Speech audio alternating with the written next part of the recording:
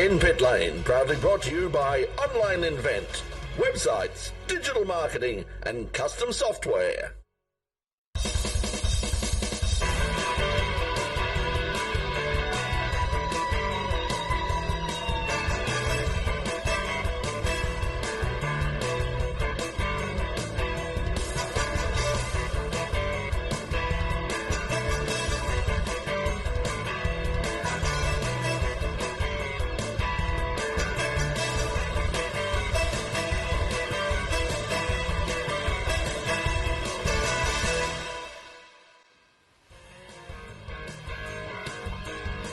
Hello everybody and welcome to another edition of In Pit Lane, coming to you from the studios of RMIT here in the heart of Grand Prix City, Melbourne, and a big weekend of Grand Prix racing down at Phillip Island in the MotoGP. What a weekend it was. Big crowd out there, and somebody who wasn't down there because he was working and I was working, and so we didn't get to see it live, although you did catch up on television. Is our mate Craig, Doc Latigo, and Doc, a big weekend, and fabulous that they got it all. It was such a success under the circumstances. Congratulations to them. Yeah, huge. It was absolutely sensational, Brett. As you said, the crowd was spectacular. Biggest in 10 years for the crowd as well, too. The weather gods were kind to us, and the racing was just absolutely insurmountable. I mean, the second best, closest top 10 finish in history of MotoGP. So there you go. That just says something for the racing right to the line. Yeah, that was spectacular. Now, coming up on a little bit later, joining us here in the studio is our guest tonight, Abby Wingett, and Abby's going to be in action out at the Sandown for the historic Sandown coming up in early November. Out of course at Sandown, the VHRR, a traditional race out there, a traditional meeting, and she's going to be behind the wheel of a classic Elfin, and she's going to be talking a little bit more about that a little bit later on in the program. Also coming up a little bit later on, we've got some great live music for you, so don't go away. We're going to go now to the In Pit Lane Motorsport News.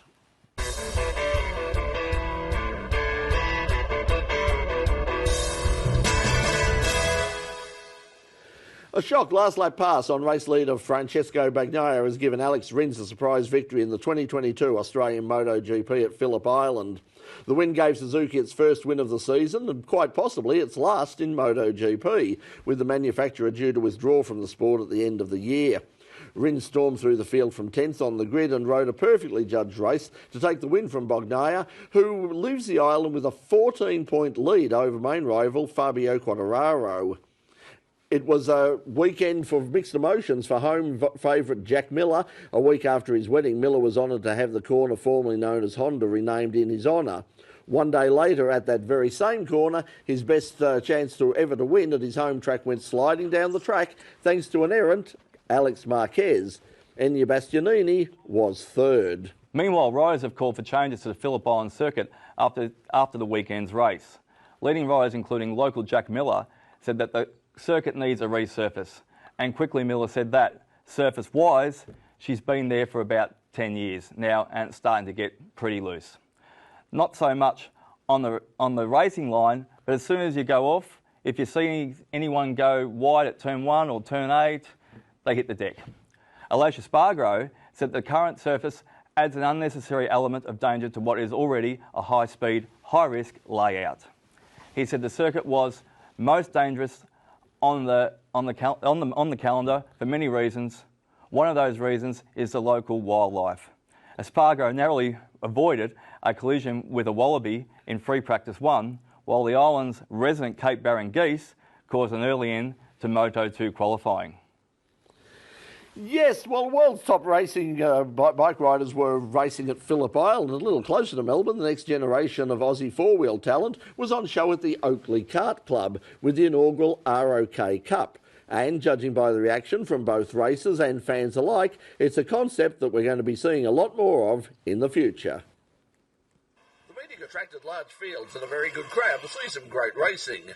A look around the very wet paddock gave a clear reminder of just how professional top-level kart racing has become here in Australia. A highlight of the meeting was the first appearance at the new extended circuit of the gearbox karts. From the standing start, it was Josh Fife who jumped into an early lead ahead of Jack Preston as the field made it through turn 1 without incident.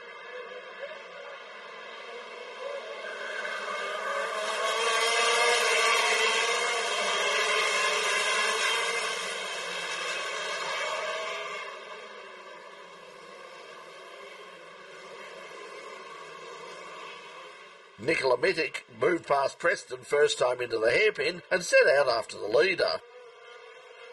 Fife, however, was firmly in control, slowly opening a gap with the rest squabbling over the minor places.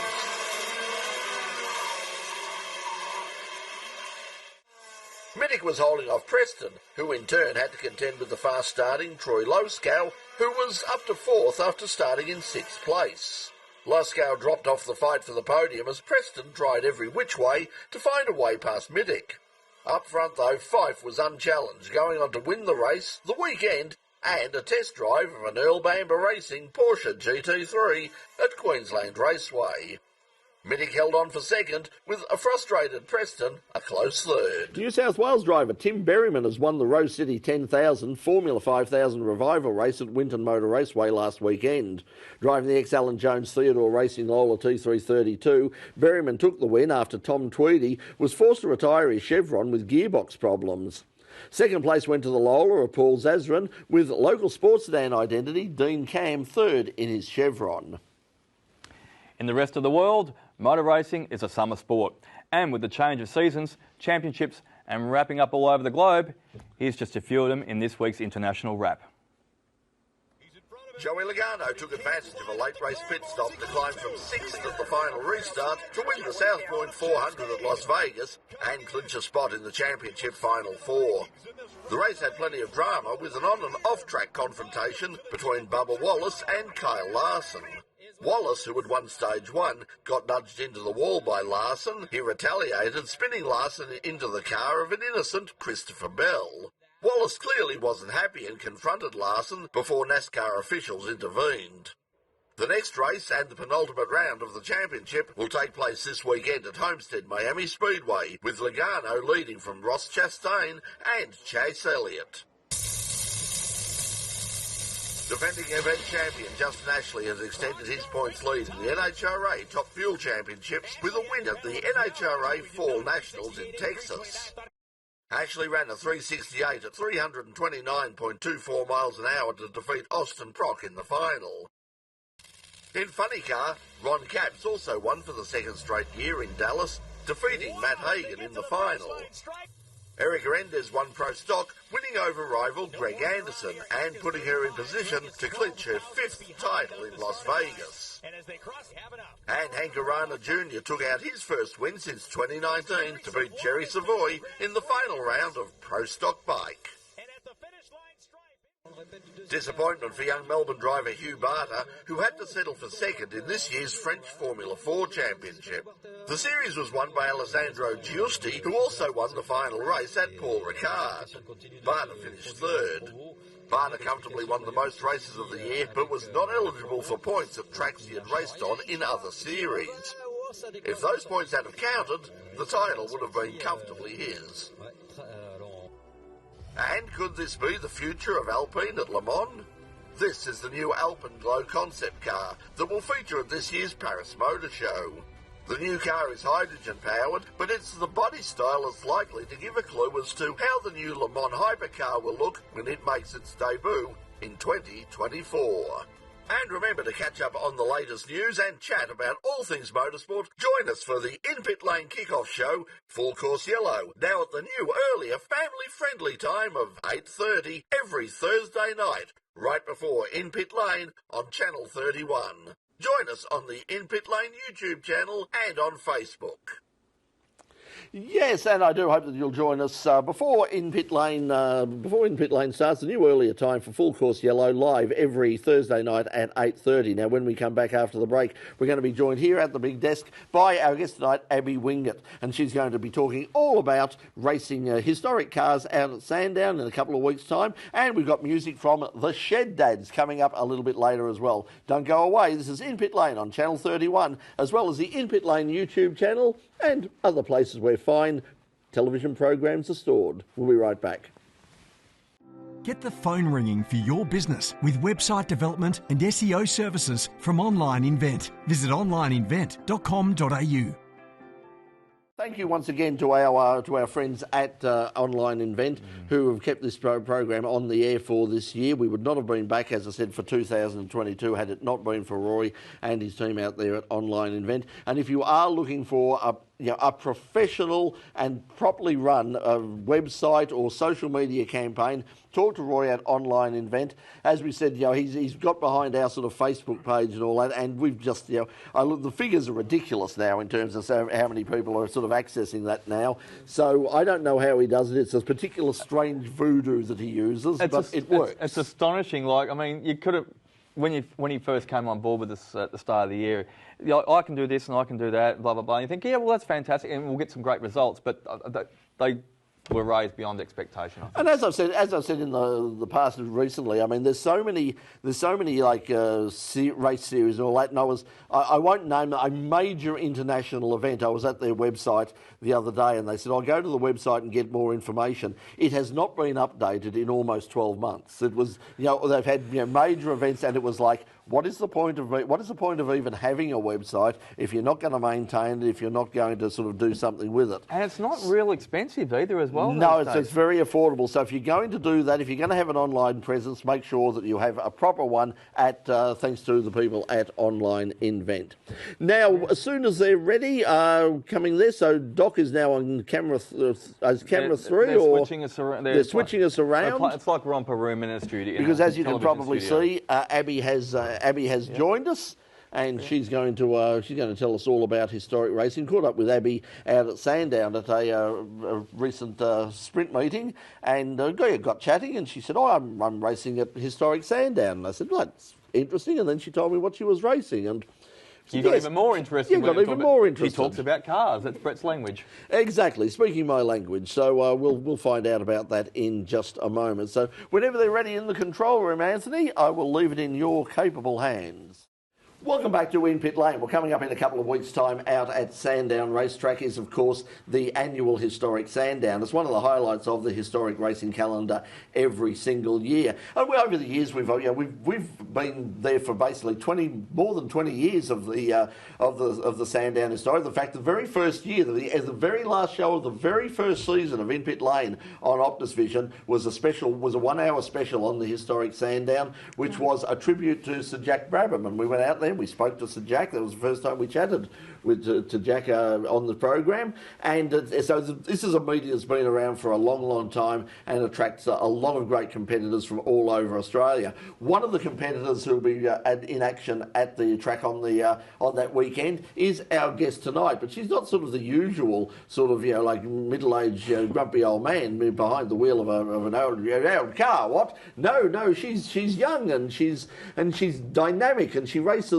all sorts of things. And to find out what she is racing, let's welcome to our show Abby Wingett. Abby, welcome to In Pit Lane. Hello. So I'll be racing at Historic Sandown in a 1961 Elfin Clubman that has been kindly given to me by Bill Hemming.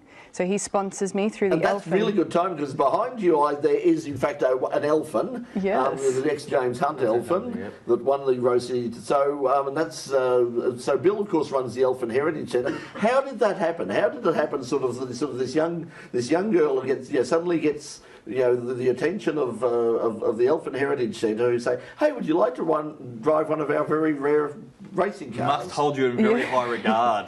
Well, it kind of came about is through Nigel Tate. He's one of my mentors. So we met through Repco, where I work. He's very highly regarded in Repco and loves it and has worked for ACL/Repco his whole life. So he met me through there, but I also met him through racing. I was up there racing or trying to become the custodian of a car, a 1934 Roadmaster. It's like a midget speedway kind of car. So this gentleman was trying to find the next owner. Basically what custodian means is you don't purchase the car, you're given the vehicle to look after, maintain and show the history, and then when you're finished with it, then you find a new custodian. So I went out there to view the car, have a go in it and see if I liked it, because it's not your normal race car where you turn on the engine, has no starter motor. You've got to push it, pull the clutch and pump the fuel as you're going around the track. So I tried that out, and through that Bill heard and seen this and thought, I would like to put someone else in my race cars because I have so many and they're just sitting here and I want them to be out on track and be raced. So that's how it came about. just a classic roll start girl with a manual car. And I was going to say, the thing is well known too is most people just look at ancestry.com and think, oh, do I look at where I go? You're researching cars to go back into them for many, many years. When did you start having interest in cars? At what age? And obviously it's just blossoming. Yeah, I've always seemed to really love cars. Like when I was little, I'd go watch the Bathurst 1000 and watch it start to finish. And Dad would always want to like leave before the race finishes so we could get out before the rush. But I would not let him leave until that last car had exited the track. Or you'd have a tantrum. Yeah, pretty much, yeah. And all through, so I've done lots of racing, of course, but I also have enjoyed doing like school activities. We did like a program at school where you learnt how to drive a manual car, and I also really enjoyed doing that. Now, what school was that? That's a school that we should send people to that. Well, I went to Canterbury Girls, and they had a program, one-day program where you went to a separate like Vic Roads or something, and they taught you how to drive in a manual car. So you had like 4 girls in the car and you each have a go. And you were a mentor. And no, I had a bit of practice, so I felt pretty cool. I was like, hey, look at me go.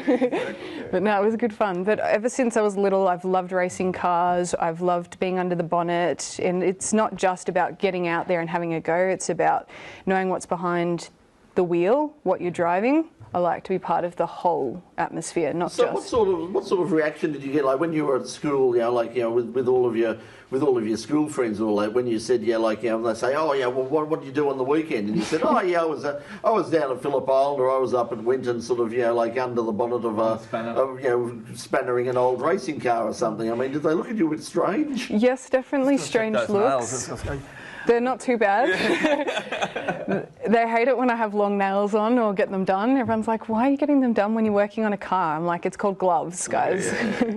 But no, I do get lots of strange looks and weird comments, but a lot of people are very supportive. Like, they just want to be like, hey, can I come have a look, or what's this all about? They're pretty interested. You have a brother, so it's a cool sister who can work on the car. Yeah, so this is a family thing, isn't it? I mean, family fair, definitely.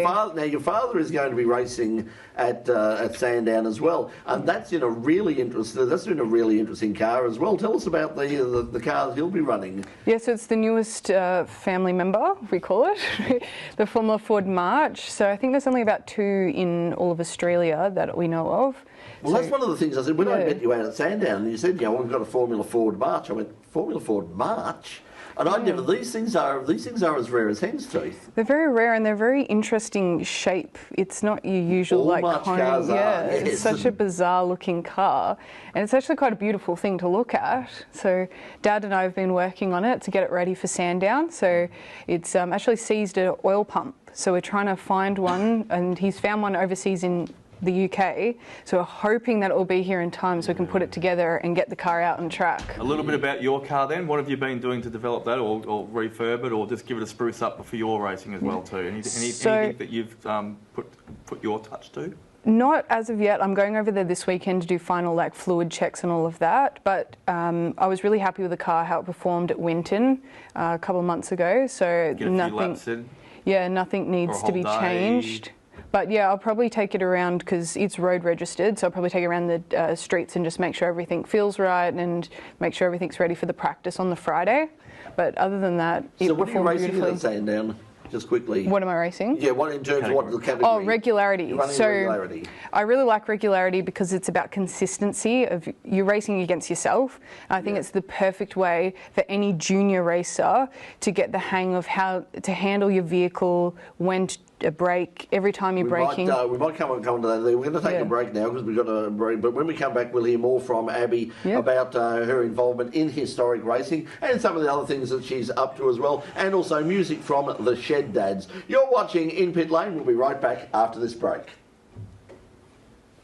Welcome back to In Pit Lane on Channel 31. Our guest this week is Abby Wingett, and she's going to be in action at the historic Sandown coming up in early November, out of course at Sandown. And Abby, when I saw you the first time, when I met up with you, you weren't driving you were driving an older car, but certainly not as old as the Elephant. You were behind yet another one behind the wheel of a Hyundai XL. Tell us about that car. So I actually race in the Hyundai XL Series. So I do historics, but also the XL Series. XL Series is more racing, so I get out in the field of about 50 XLs, which is like a bit like dodging cars. Yeah, we'll just like, especially for like the first 2 laps until we settle down. But it's really great. I've really enjoyed being part of that because there's a little bit more of a younger generation, which I think we need to get some more younger generations into the VHR or the historics because... Outrageous! No, I can't have it. I can't have it. Oh, thanks, chap. What's your next step then, Abby? If you've got the XL, obviously you have a mad passion for the Alphins and Dads, the Marches and the beautiful old cars because you've been so enthusiastic the way you've described them tonight. What's the next step after the XLs if you're going to take it a little bit more higher level? Well, I've been talking to Bill Hemming about possibly driving the F5000.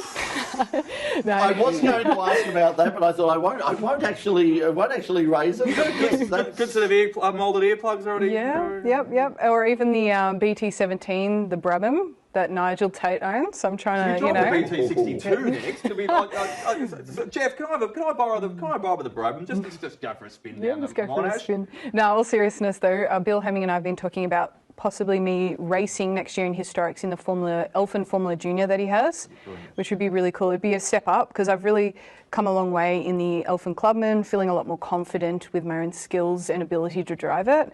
And now I think... And as you say, Bill's got so many of the classic cars out of that Elfin Heritage Centre. If you haven't had the opportunity to get out there, we're going to try and get some time. I went out there briefly because before we went to Baskerville, we went out and they took the Mark Goldsmith and the guys took some of our equipment across in the Elfin Transporter. So I went out there and had a look around, and Bill was heading off to Goodwood. And there's the car that you might be on cue. So there you go. Peter Allen Bogan has given us these shots from the weekend to run. So thank you, Peter. And there is the Elfin that you might be behind the wheel of. The shots are on the string tonight. Just briefly as well, though, too, you mentioned Mum and Dad, and of course, it's been some great benefactors. Who engineers for you? Who does the stuff in the pits for you? Who looks after you? Bit of everyone. So I've got Nigel Tate that helps out. Bill Hemming's a massive help. My dad, oh my gosh, I couldn't do it without him. And then my mum and my little sister and brother all come out to support. Your brother races too, I think? Yep, he is. He's taken a bit of a break this year just because he's doing year 12. So he'll be back out next year. And then David Elliott, also he's the mechanic or the brains behind the engine, so he helps out too. He's been a massive help throughout the whole thing. So, and not only the VHR, being a junior, up into the age of 21, you get free entry into the VHR events, which has really, really helped because, as you all know, racing is very expensive. So having that ability to offset some of that cost has really helped me be able to be part of the historics. Are you friends with Josh? I do know, yes, Josh, yep. Yeah, well, we had Josh on last year. Josh was talking about that last year, wasn't he? In fact, for the junior, it's a really good deal. If you're young, and so how old do you have to be a junior? At probably in the case of the VHR, probably 48. But no, until the age of 21, you get that opportunity classified as a junior. So so if you're out there, if you're sort of under 21 and you're into your motor racing and you want to sort of get involved and learn more of the history and you'll be embraced. I'm sure you feel very welcome because they really want you to. We've been talking a lot about historics, but where would you go overseas if you're going to race any of these beautiful cars that you drive from week to week? I don't know. There'd be too many tracks to choose from, honestly. Goodwood, of course. Goodwood would be pretty cool. Goodwood. Well, but you are going to be at Sandown the couple of weeks, so best of luck with that. Good luck for the rest of your career as well, and we'll see you behind the wheel of both the Elfin and the Hyundai. But for now, Abby Wingett, thanks for joining us in Pit Lane. Thank you. And thanks to you for joining us at home. We're going to take you out right now with some music from the Shed Dads, and you can look out for them around the traps because they're a really top band. So next week on the program, very quickly, our special guest will be Neil Kearney. If you know anything about the Australian television, you'll know the name Neil Kearney. He's going to join us next week to talk about his book about the races at Longford in Tasmania back in the 60s.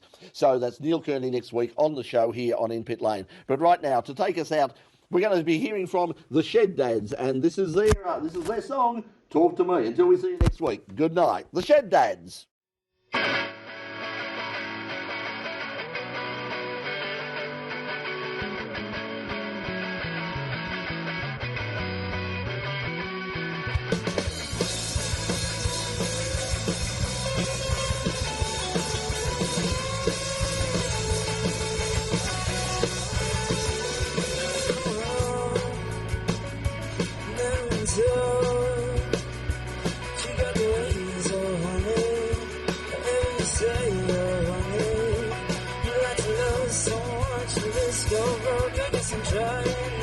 show. She got the ways on me. You got the ways. She won't seem to talk to me. Feeling kinda hard to see. Yeah. Wonder what she'll do.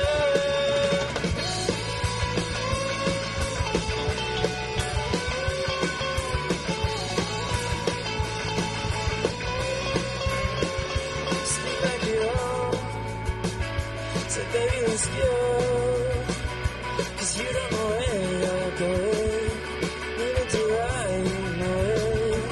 You got a white t-shirt and it's so cold. I guess I'm waiting to your soul. She got the